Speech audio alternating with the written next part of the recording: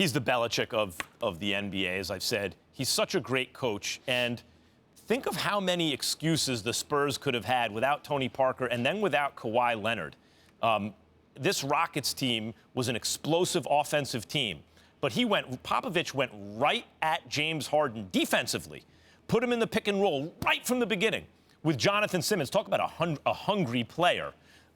Just an incredible story, Jonathan Simmons, and he did a great job. And Popovich, as usual, going into this series, I said this is a coaching matchup, the rematch, Popovich-D'Antoni. Popovich, as usual, outcoached D'Antoni. D'Antoni revolutionized basketball by fully exploiting the new rules, no hand checking, and the defensive zone and the three-point shot and all that. And he pushed it toward its logical conclusion. Just get a lot of high percentage shots up as quickly as possible. But if that's what you do, and then you don't make an adjustment when you're the original, and then there's derivatives all over the place of the original, everyone starts to copy you, and you don't adjust and they start to figure out how to defend you, then it's just a parlor trick. You're not a great genius. You innovated, but then you didn't do anything else. Stephen A., as Lupe Fiasco said, did you improve on the design? Did you do something new?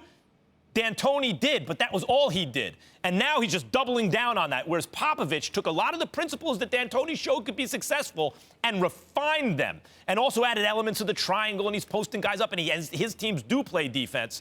And the Houston Rockets were outcoached. D'Antoni was outcoached by the greatest coach of this generation. Well, we could talk about it being outcoached, and that would be accurate. But I think the important point to point out about Mike D'Antoni in comparison to Gregg Popovich is that Gregg Popovich does a phenomenal job of protecting his players and guarding their health just as much as he demands they perform when they have good health. In the case of Mike D'Antoni, defense is not a priority.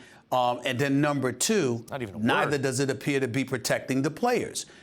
As you knew, Max, when he was in L.A., that last month before Kobe went down with that Achilles, he ran Kobe into the ground. Here you have James Harden playing not just 43 minutes in Game 5, but every possession the ball was in his hands. He got no reprieve, no relief whatsoever. So, yeah, we can hold James Harden accountable, and nobody is trying to escape that reality on a day like today. And we can't ignore the great job that D'Antoni did this year. Sure. But in the end, people want to play for Popovich because it's freestyle and you enjoy it. They want to play for Gregg Popovich. That's why they want to play for D'Antoni. They want to play for Popovich because they want to win and they want to be protected. When Pau Gasol held the ball too long and it resulted in their loss, Popovich got right in his face, sat him on the bench. The same thing he used to do to Duncan. No one's above the rules on that team. Everyone gets treated the same. Everyone's in line.